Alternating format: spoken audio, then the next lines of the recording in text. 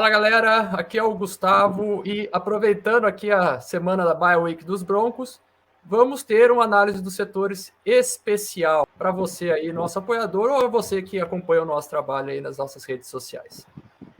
E já que temos uma análise dos setores especial, né, nada mais satisfatório aqui para mim que ter um convidado especial. Eu trouxe aqui para vocês hoje o grande Fábio. Fala, Fábio, tudo bom? Amigos, romanos e conterrâneos, também estou à espera aí do nosso convidado especial, porque de especial não tenho nada. Tamo junto. Tamo junto, cara, beleza? Então a gente vai fazer aqui uma análise do Denver Broncos nessas 10 primeiras semanas, né, aí de bola oval voando. E antes da gente fazer isso, só para lembrar vocês, galera, ó, se inscreve aí no nosso canal, deixa aquele like pra gente e depois deixa seu comentário, fala o que você achou desse vídeo pra gente aí na seção de comentários aí embaixo aí no YouTube, beleza? Então vamos lá. Qual que é a ideia aqui, galera? Eu e o Fábio, nós garimpamos alguns dados, né, do Denver Broncos ao longo desses 10 primeiros jogos, que a gente selecionou alguns aqui que a gente achou mais interessante, né, para explicar o que deu certo e o que deu errado, né, ao longo desses 10 jogos, né. Então vamos lá, você que acompanha o nosso análise do setor sabe que eu divido, né, o nosso post tradicional em três fases, né? O ataque, a defesa e o time de especialistas, né? Então vamos lá, vamos começar pelo ataque aqui. O ataque, né, por mais que eu diga muitas vezes que dá sono ou que dá raiva, né, dependendo do resultado do jogo, né, eu decidi tentar achar coisas positivas, né, além daquilo negativo que a gente várias vezes já discutiu aqui nas nossas lives, né. O que tem de positivo? De positivo, o time é o 12º em jardas por carregado, ou seja, 4,5 jardas por carregado. Nosso jogo terrestre é relativamente eficiente, né? É o 15º em jardas conquistadas por passe, com 7,3 jardas por passe, né? Então estamos aí um pouquinho acima da média da liga. E aí eu resolvi trazer aqui também algumas métricas de DVOA, né? O DVOA, ou DVOA, né? Para quem não sabe, é uma métrica lá do site Football Outsiders, nos Estados Unidos. E ele é uma métrica um pouco complicada, mas basicamente ele mede a eficiência em conquistar jardas, né, de acordo com a descida e a distância, e também ajustada para o adversário. Um adversário pior te dá um pouco menos de pontuação nessa métrica, um adversário melhor te dá um pouco mais de pontuação, né? Então, o time é o 14º em DVOA para passe, ou seja, estamos acima da média, um pouco acima da média, e estamos exatamente na média da liga em termos de DVOA por corrida. Então, assim, não é um ataque brilhante, mas tem algumas coisas que nós estamos aí pelo menos acima da média, né? E aí vem os dados negativos, né? Primeira coisa que chama atenção, nós somos o 24º em pontos por partida. A gente conquista aí uma média de 20 pontos por jogo, que não é legal, né? Somos o 19º em jardas terrestres por partida, 111,5. O 19º em jardas aéreas por partida, né, com 230,6 jardas de passe por partida. E aí aquilo que mais me deixa triste, né, que somos o 29º em eficiência na red zone. A gente só conquista TD em 50% das nossas viagens à red zone. E o 28º em eficiência em terceiras descidas. O Denver Broncos é ruim em terceiras descidas e converte apenas 34,65% das situações em terceira descida, né? E aí eu fui tentar, né? Nós fomos lá tentar esmiuçar um pouco a mais, né? Com essa métrica do DVOA, o que está acontecendo, né? E aí tem umas coisas interessantes, galera. O ranking DVOA por descida e distância, quando a gente olha a nossa primeira descida aqui, as situações em que estamos em primeira descida e em segunda descida longa, em primeira descida nós somos o 25º em eficiência na liga e em segunda longa o 23º. Quando a gente olha aqui em terceira descida e quartas descidas também, em termos de jardas conquistadas, né, ajustadas em relação ao adversário também, até que a gente não é tão mal, assim. Em terceira curta nós somos o 15º, em terceira média, terceiras e quartas médias 11º, em terceiras e quartas longas, os 10º, né? Em geral, nós somos o 8º, né? Então, claramente temos um problema em primeiras descidas e segundas descidas longas, né?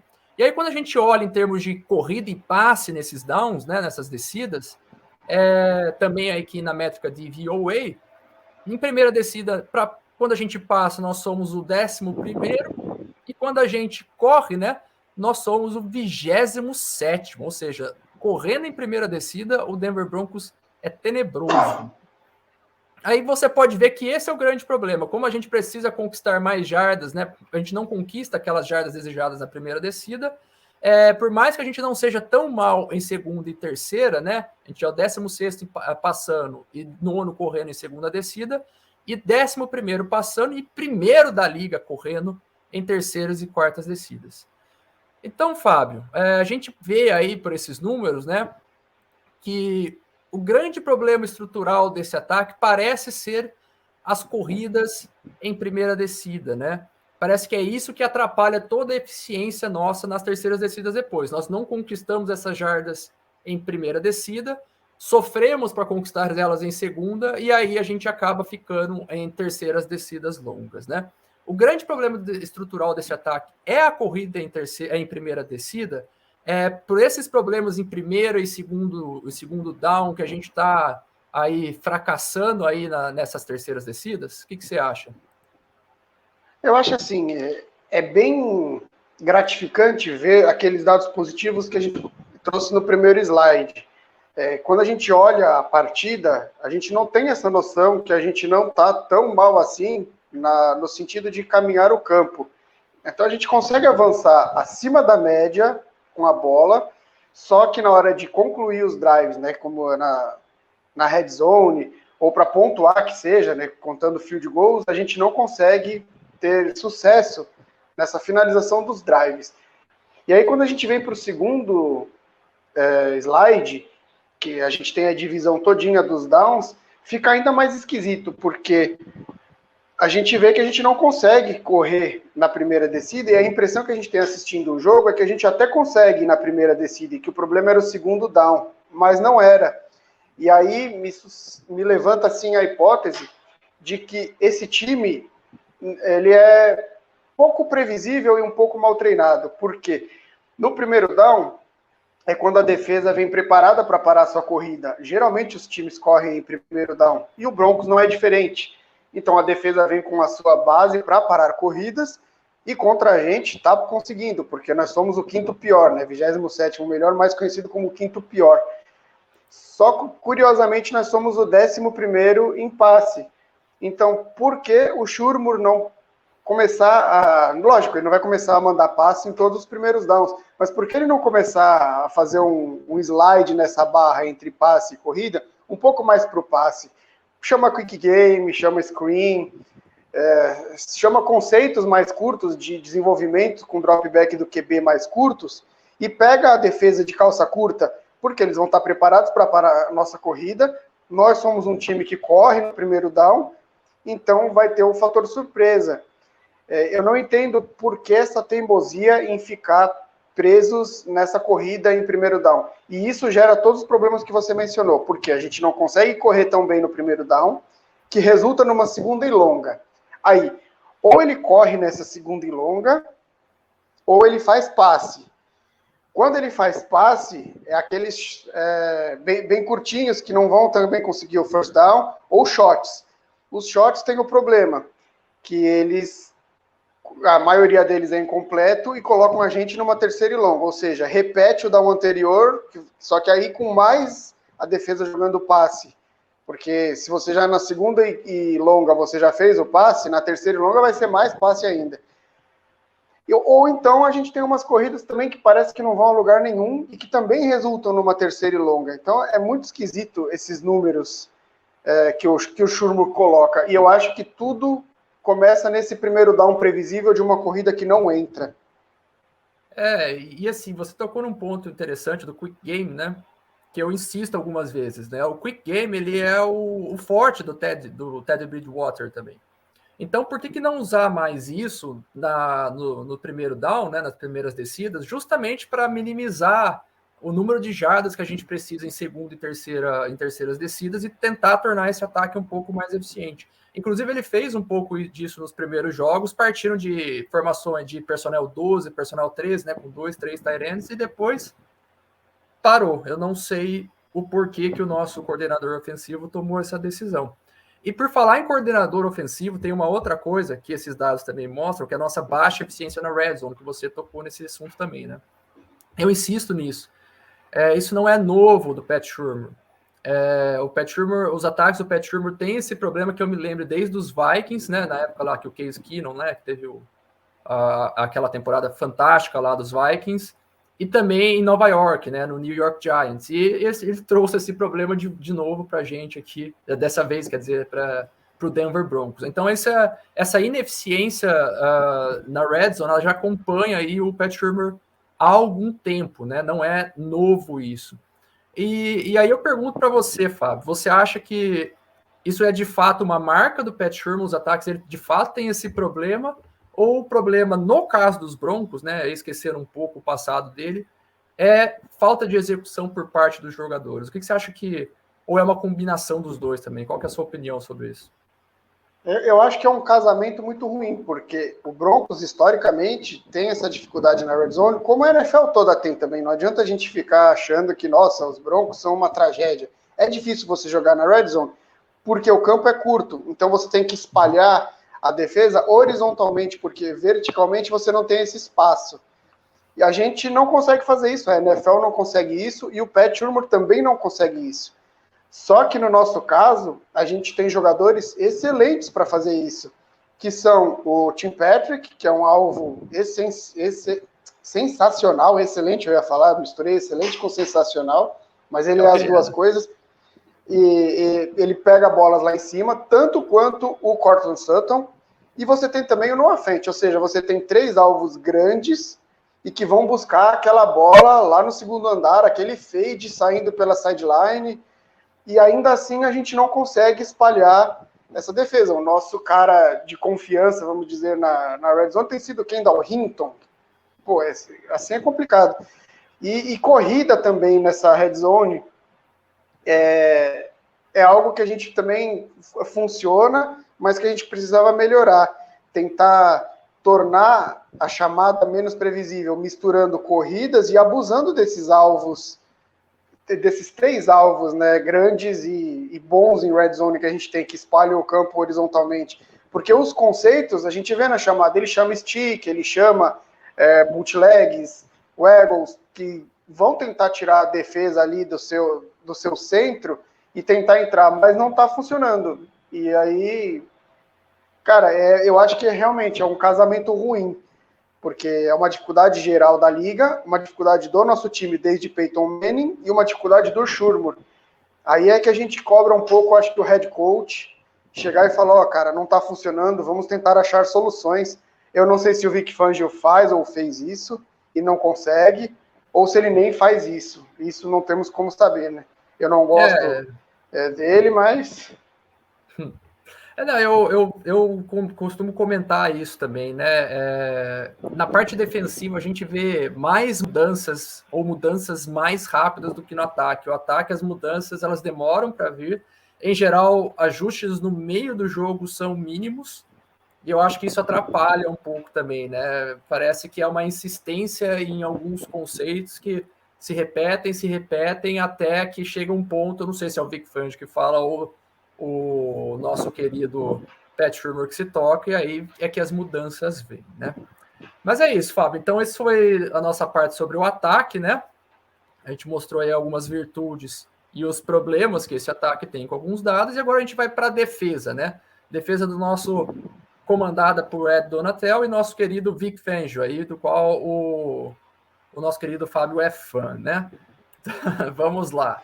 Dados positivos. Eu só não sei quem é, desculpa, eu não sei quem é esse Donatel que você falou. Ele é do nosso time, não? Porque a gente nunca vê ele trabalhando, não ouve que ele fez nada. Aparentemente, o quê? Aparentemente ele prepara essa defesa para o Vic Fangio só chamar as jogadas no domingo, né? Mas... entendi. Teoricamente ele está ali nos bastidores, né? Então vamos lá os dados positivos dessa defesa, né? Para mim, o dado que mais chama atenção, e isso eu falo há algum tempo, né? Por mais que essa defesa tenha alguns problemas, ela cede poucos pontos por partida. É o terceiro time que menos cedeu pontos por partida até a semana 10, né? Esses dados aqui, tá, gente, não estão contando com a semana 11 que os Broncos não jogaram. Então, é o terceiro time que menos cedeu pontos por partida, 18,3 pontos por partida. Nono em eficiência defensiva na Red Zone, é o famoso enverga, mas não quebra, né? Cedeu TDs em 52,38% das vezes em que o adversário chegou na Red Zone. É o nono time que menos cedeu jardas aéreas por jogo, 218,1.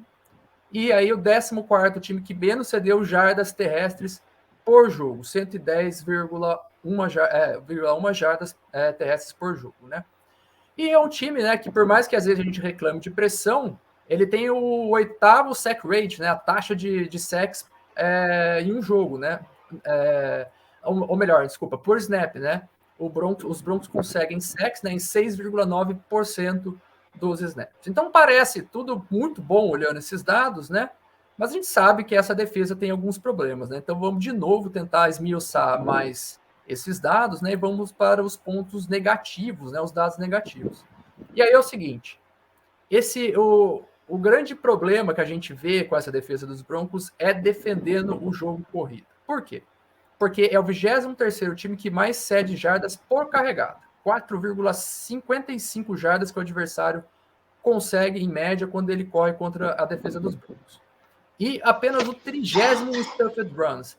O que é Stuffed Runs? Stuffed Runs é quando a defesa, né, consegue parar a corrida atrás ou, no máximo, sobre a linha de scrimmage. Ou seja, a gente tem pouca penetração nesse backfield quando são jogadas de corrida. A gente só consegue parar essas corridas para perda ou para nenhum ganho de jardas em apenas 12% das vezes. E aí, de novo, a nossa métrica de VOA, né? A gente vê que em passe a gente está ali na média, né, da liga, e em corrida a gente está abaixo da média. Nós somos o 23º time mais eficiente contra a corrida, né? Então, de novo, Fábio, a gente vê aí que essa defesa, ela tem alguns... no geral, ela é boa, principalmente no sentido que ela não cede, né, muitas jardas, né? Mas ela tem os seus pontos fracos, né? O que parece, quando a gente olha esses dados, né, é que o jogo terrestre é o principal problema dessa defesa. Você concorda com isso? Parece de fato, né, aí já no eye test, né, olhando os jogos, que de fato o jogo terrestre é o principal problema dessa defesa, né? O quanto que isso compromete essa unidade e se teria como a gente ajustar isso, né? O que você acha? Para mim, sim. E eu já levantava essa preocupação desde a época da formação do roster, quando a gente via reforço em tudo que era lugar, 4 starting corners e faltava a linha defensiva. E a gente falava, olha, esse miolo pode ser um problema. Só que eu acho que isso é meio a característica do Fangio. Ele troca um pouco de ceder corridas pelo meio, em troca de poder cobrir muito bem o passe e pressionar o quarterback, sem ter que mandar tanta blitz. Isso é a característica dele, e ele também, essa defesa que você falou, enverga, mas não quebra, é bem isso mesmo. Ele prefere jogar de um jeito um pouco mais conservador, em que você vai tomar mais jardas, mas vai derrubar o cara logo depois da recepção, do que tentar atacar rotas e conseguir mais turnovers, mas também custar big plays quando você não consegue, né? Então, é a agressividade versus conservadorismo. O jeito dele é esse, mais conservador. Não dá para falar que é ruim. A gente está vendo pelos números, é uma boa defesa. O problema que eu acho é que quando o time vai bem, ele vai e vai muito bem. Agora, quando essa defesa não vai bem, ela vai muito mal. Então, talvez essas estatísticas estejam um pouco infladas, um pouco melhor do que parece, por causa dos jogos que a gente realmente domina com a defesa, como foi contra Dallas até o Garbage Time, por exemplo. Isso com certeza deu um gás nessas estatísticas absurdo. Só que a gente precisa encontrar um jeito de parar corridas. A gente não consegue parar corridas nem quando a gente sabe que o adversário vai correr. E isso é muito preocupante. Passa um pouco pela nossa magreza de linebackers. A gente teve jogos em que os 4 linebackers, tanto os outsides quanto os insides, eram os 4 reservas. Porque o Von Miller já tinha ido embora, o Bradley Chubb machucado, não tinha o A.J. Johnson e o Josie Dill. Então é complicado. Eu não sei se dá para colocar tanto isso na conta do velhinho, que eu não gosto. Então, verdade seja dita, eu bato nele por muitas outras coisas, mas acho que por permitir essas corridas não dá para bater tanto. Embora ele é pago para isso, ele tem que saber que ajuste fazer para isso parar, porque está muito claro que o problema são as corridas para mim. As corridas, principalmente quando a gente sabe que os caras vão correr e a gente não consegue parar, pelo amor de Deus. Não, e você tocou num ponto interessante, que é a questão dos linebackers, né? Que quando, nos jogos em que a corrida do adversário realmente entrou e dominou a gente, talvez não em termos de pontos, né? Como a gente vê aí, mas, por exemplo, em controle de relógio, em desgastar mais essa defesa, foi muito por conta dos linebackers também, né? Porque a gente perdeu os 2 titulares e agora parece que se Baron Browning não joga, o negócio ali fica Deus nos acuda, né? Mesmo com a adição do Kenny Young, se você entra com lá o 6º, 7º, o próprio Justin Sternado tem jogado muito mal quando entra, essa defesa não consegue, nem você falou, nem quando você sabe que o adversário vai correr, ela consegue parar a corrida. Então, é um problema de personnel grande nesse sentido, e o Vic Fangio ele precisa encontrar soluções. Como eu já disse algumas vezes, eu vejo ele tentando essas soluções no meio da partida, mas falhando muitas vezes. Então ele precisa tentar, né? Aí, pelo menos, vamos ver se nessa bye week ele conseguiu fazer isso. Montar estratégias que permita ele ter mais flexibilidade durante o jogo, principalmente se algum jogador agora que a gente está aí no bico do corvo com linebacker, se a gente perder um jogador aí, a coisa em geral desanda. Não pode ser assim, tem que ter alguma resposta para isso, né? Vamos ver o que ele vai fazer. Eu queria fazer um adendo também do Malik Reed, que é um cara que eu gosto muito, ele é muito bom no pass rushing, mas pelo que eu andei vendo de filme, ele tem sido o elo fraco contra corridas dessa defesa, os times estão usando e abusando da onde ele está alinhado, e ele está muito, muito ruim contra a corrida, então eu acho que a solução do Vic Fangio passa por usar o Malik Reed em passing downs e de repente tentar alguma outra coisa diferente nos mixed downs, porque o Malik Reed tem comprometido essa defesa. Eu acho, inclusive, né? Eu acho que foi contra os Cowboys, justamente o Weatherly, que o Peyton trouxe dos Vikings, né? Jogou junto com o Jonathan Cooper e melhorou um pouco a situação pelas beiradas, né? Conseguimos conter essas linhas de corrida com os edges. Então, talvez, como você mesmo estava falando, a solução seja dar mais tempo de jogo para o Weatherly e usar o Malik Reed mais em situações de passe mais certas, né? Porque realmente isso também, não só os inside linebackers, esse em termos de personnel, tem sido um ponto fraco também do nosso front seven contra o jogo corrido. Vamos ver aí que solução o Vic Fangio vai encontrar, né? Ou vai tentar aplicar, vamos ver. Enfim, por fim, Fábio, para a gente terminar com essa defesa, a gente falou aqui dos problemas que ela tem, né? Mas a gente escuta bastante que essa defesa tem sido uma decepção. Eu não acho que ela é uma decepção. Talvez ela não esteja no potencial dela, mas longe de ser uma unidade ruim. Então eu faço a mesma pergunta para você, né? Aliás, 2 perguntas. Você acha que é uma decepção essa unidade? Ou se parte desses problemas, de repente, que a gente está vendo aí, além da corrida, é porque nosso ataque, nosso time de especialistas também não contribuem para que as coisas rodem de uma maneira mais interessante? Concordo com você. Para mim não é uma decepção, embora quando seja, é uma bela decepção, né? A gente tem essa tradição da defesa de dar careers days para running backs adversários. A gente vai o ano inteiro bem, mas tem aqueles 3 na temporada que vão correr 200 jardas, 250 jardas na nossa cara. Isso é chato, a gente fica puto, mas não dá para chamar, né, na vista geral de decepção. Eu acho que no cenário global é uma boa defesa. Esse DVOA de passe 16º e corrida 23º, é um pouco pior do que a média.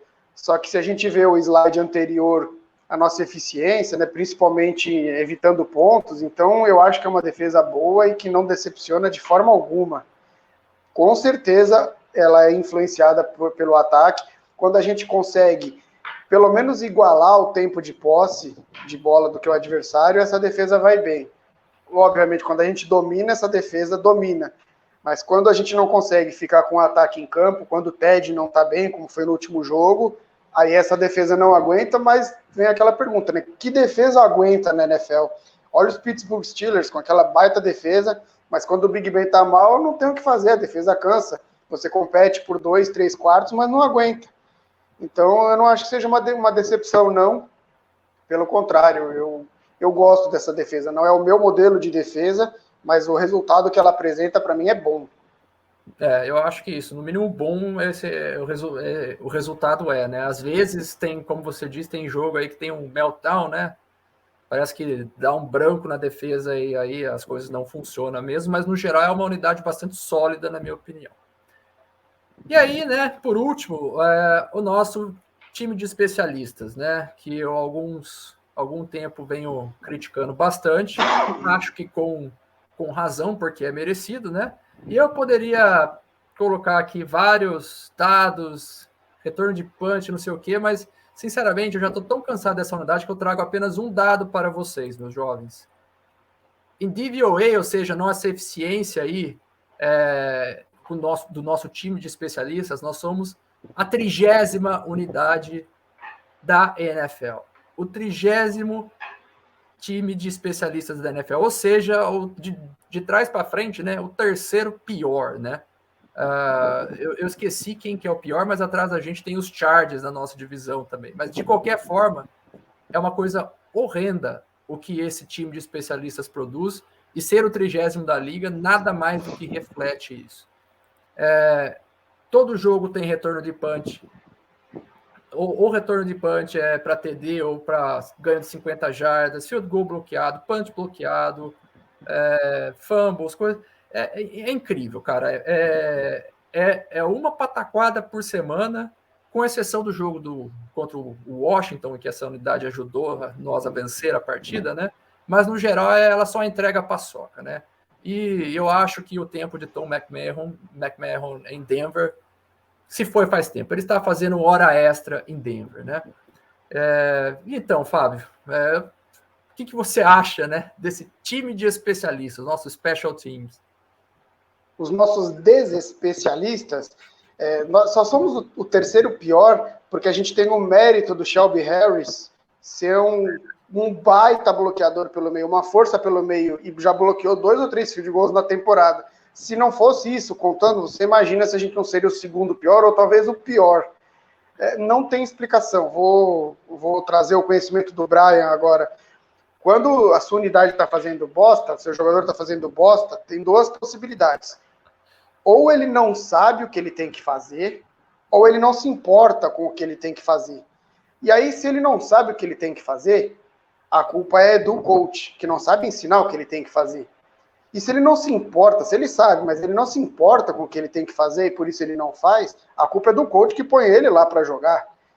Então eu não consigo ver uma alternativa em que esse maldito desse macarrão não seja o culpado por a gente ser essa unidade terrível de special teams. É um absurdo um time como o Denver Broncos, uma franquia que tem uma mentalidade vencedora, e aí se alguém torcedor de outro time estiver vendo a gente, eu não estou falando que o Broncos é o melhor time da galáxia, mas a gente não ganha mais do que perde, enfim, não é esse o ponto. A gente quer ganhar sempre. E aí, com uns especialistas desses, fica difícil a gente competir, porque o jogo é feito dessas 3 fases, e essa é uma fase importante. E se a gente não tem essa fase, a gente já tem desvantagem nas outras 2. Eu não sei o que esse cara ainda está fazendo nos Broncos, sinceramente.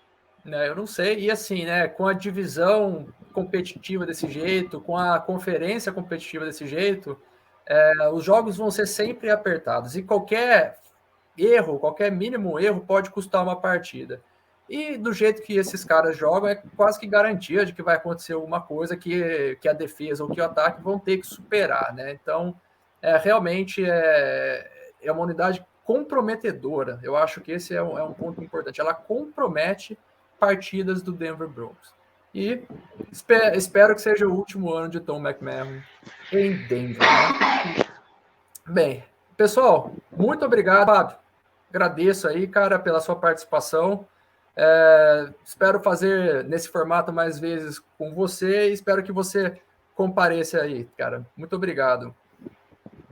Amigos romanos e conterrâneos, obrigado por assistir a gente. Obrigado, Gustavo. É sempre produtivo e gostoso a gente conversar, embora seria melhor conversar sobre números um pouco diferentes em alguns lugares.